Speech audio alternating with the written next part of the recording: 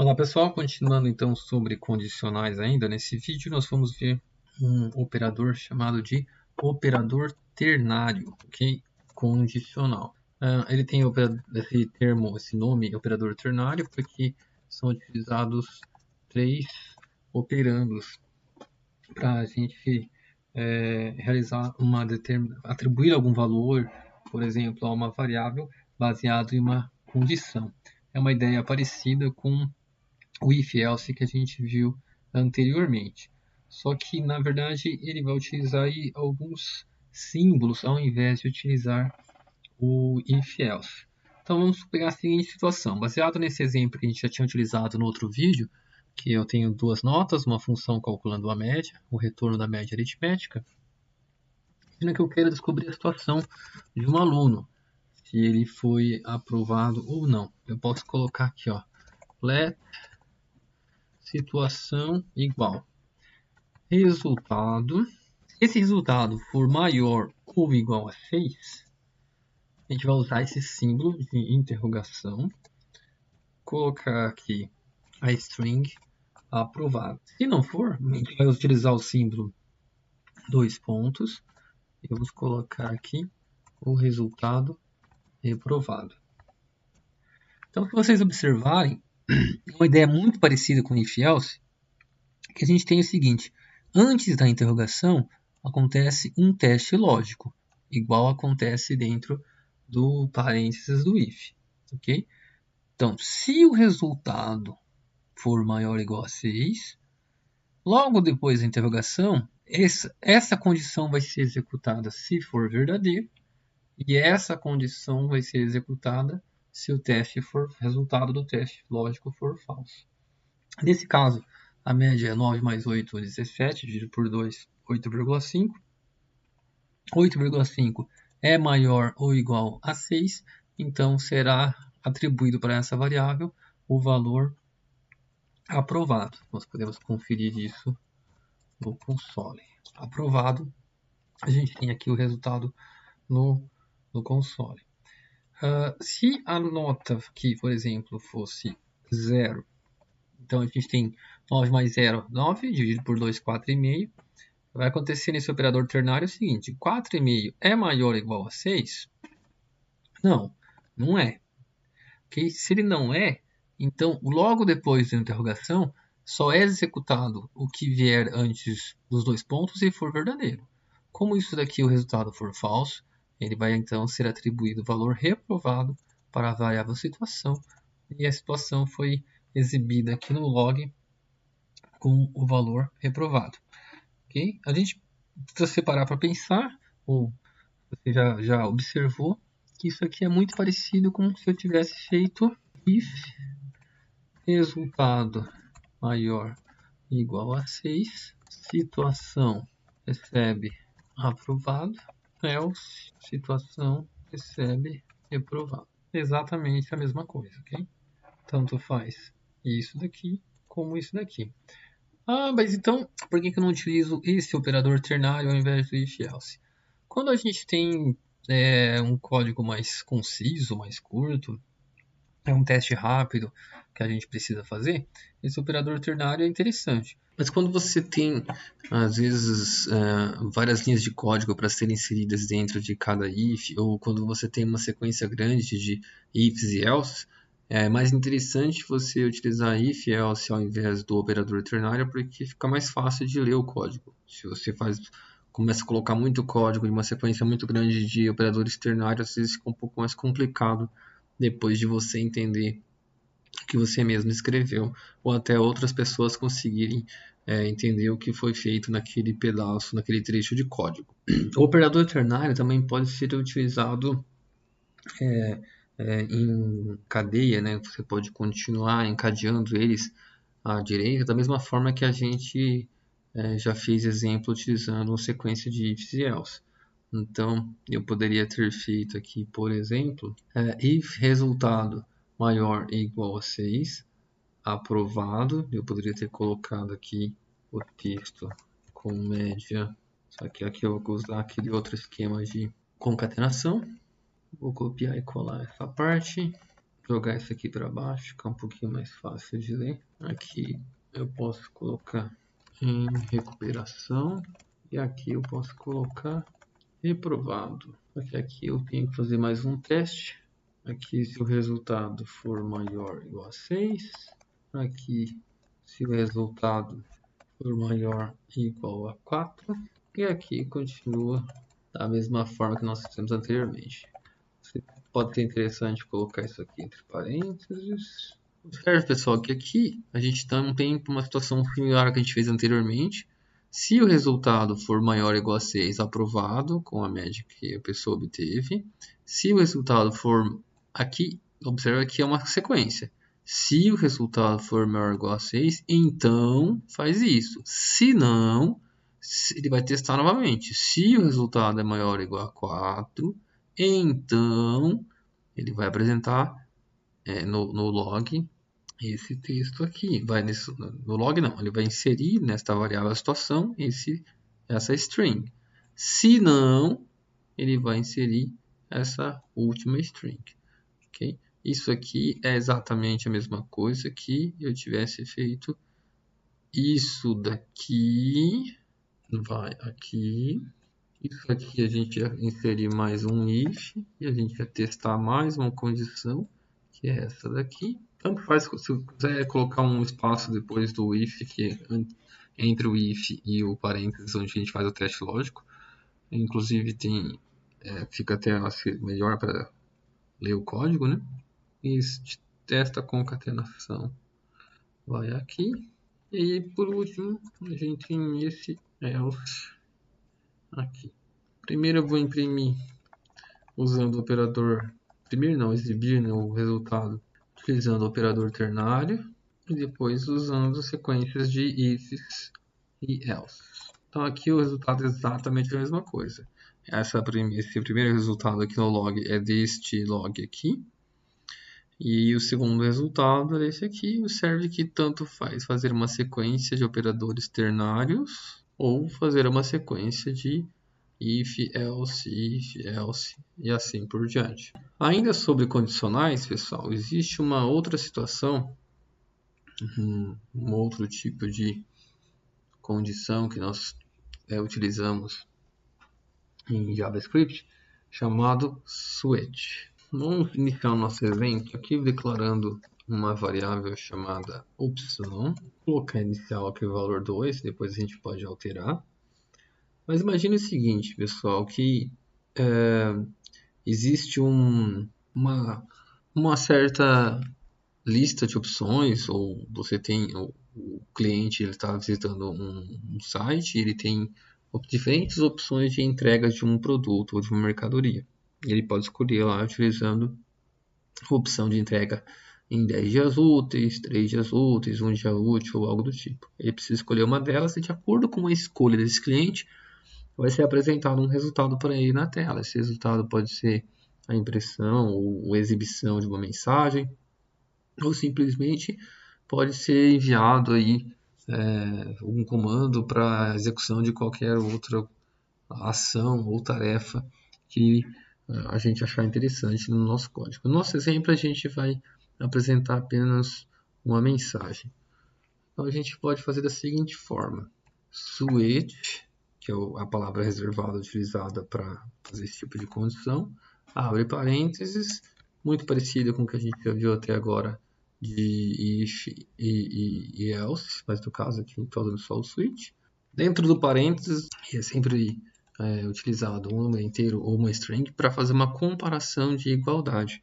Okay? No if else, a gente utiliza dentro do parênteses um teste de verdadeiro ou falso, e a gente pode colocar, por exemplo, se algo é maior, que A é maior que B, se é maior ou igual. E no switch a gente sempre testa se alguma coisa é igual. Okay? A gente sempre está procurando uma igualdade. Vamos ver aqui de maneira prática. Vou colocar, então, esta variável opção que nós criamos aqui do lado de fora, dentro do parênteses. Okay? E agora eu vou simplesmente colocar as opções que se uma delas for igual à variável, o conteúdo da variável opção, será executado aquele trecho de código.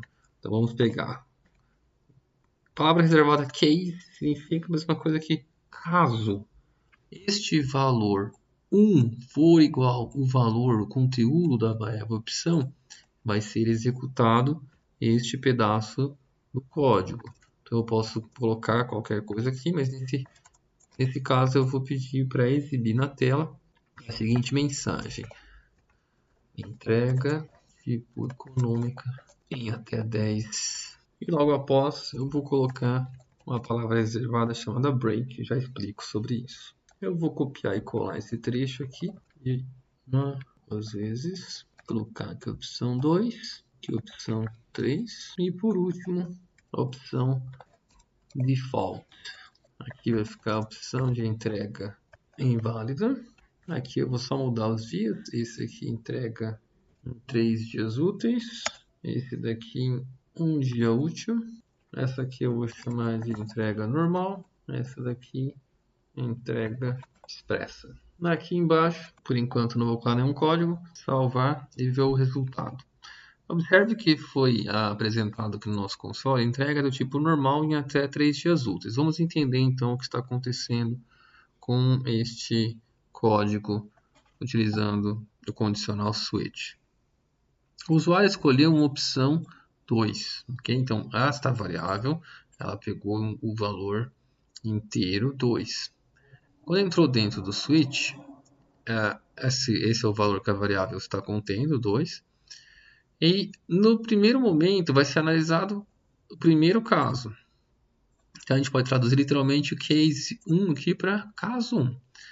Caso o valor da variável opção seja igual a 1, ele vai entrar aqui dentro, ok? A engine do navegador, o programa que executa o JavaScript do navegador, vai entrar dentro desse case 1 e executar esta linha. Então, no nosso caso, a opção não é igual a 1, então ele ignora e vai para o próximo caso, próximo case. Caso o valor de opção seja igual a 2, no caso é verdadeiro, é igual, ele testa a igualdade, ele vai entrar dentro desse case e vai executar essa linha.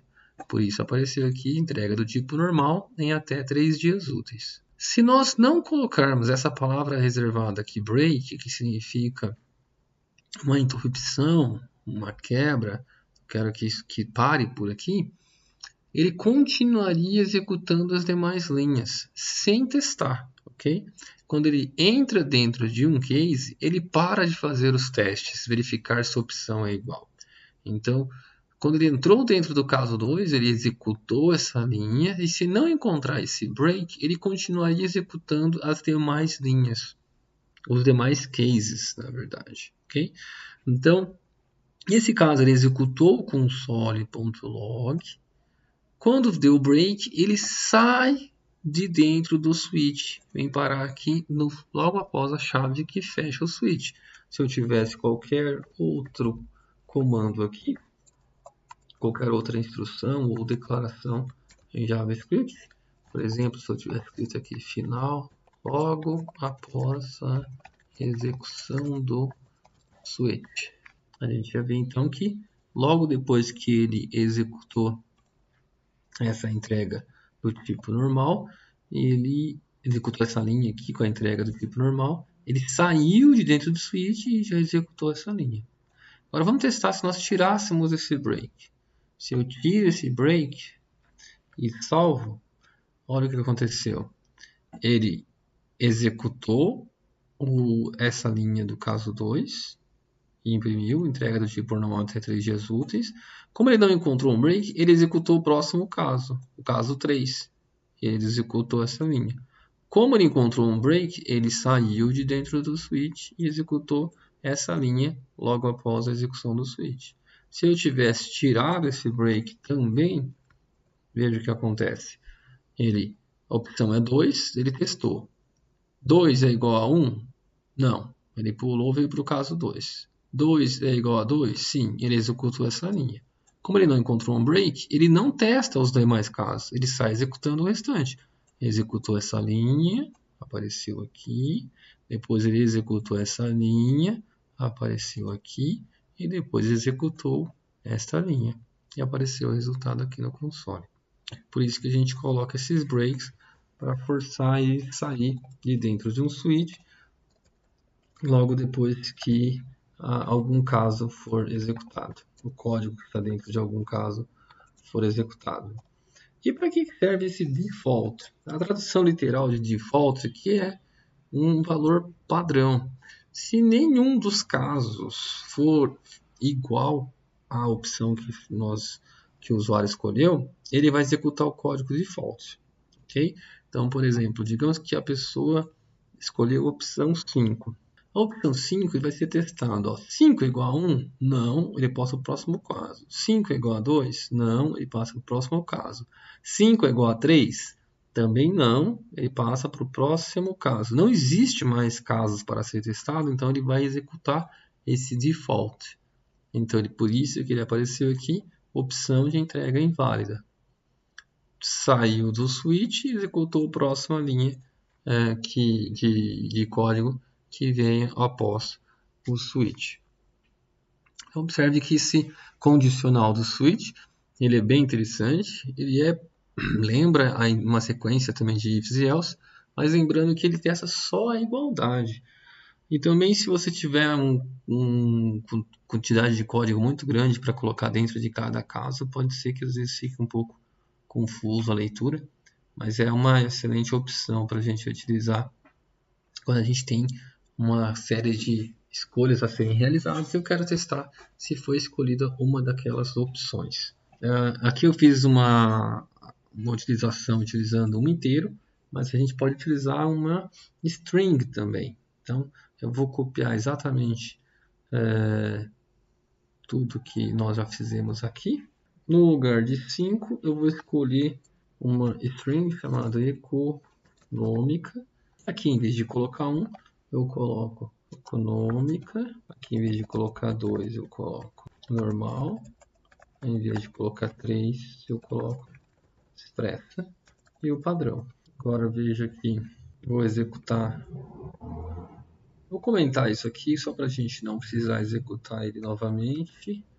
Lembra que nós já utilizamos anteriormente comentário de bloco, então a engine do navegador vai ignorar todo esse bloco, esse trecho de código que foi comentado e vai executar essa parte que está fora do comentário. Ctrl Enter. Observa que como foi escolhida a opção econômica, ele vai fazer da mesma forma que antes, mas ele está testando agora uma string.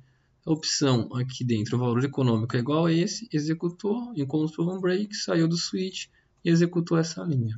Se eu tivesse escolhido expressa, seria exatamente a mesma coisa, mesmo resultado. Expressa, testa se essa opção, o valor dela é expresso, é igual a isso? Não.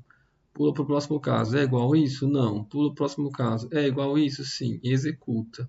Encontrou um break, sai do switch e executa a próxima instrução ou declaração que foi encontrada. Ok? Se a gente por acaso escolher aqui uma opção que não existe, ele testa com cada um desses casos. Se nenhum deles for igual, ele vai executar então o trecho que vier logo depois do default, no caso a opção entrega inválida. Ele, na sequência, saiu do switch e executou esse código. Por que eu não coloquei break logo depois do default? Poderia colocar, não sem nenhum problema, mas como ele já é o último, depois que foi executado o código que estiver dentro do default, ele já vai sair do switch naturalmente, então não precisaria colocar o break nessa situação. Então, basicamente, essas são aí as principais opções que a gente pode utilizar para trabalhar com condicionais em JavaScript.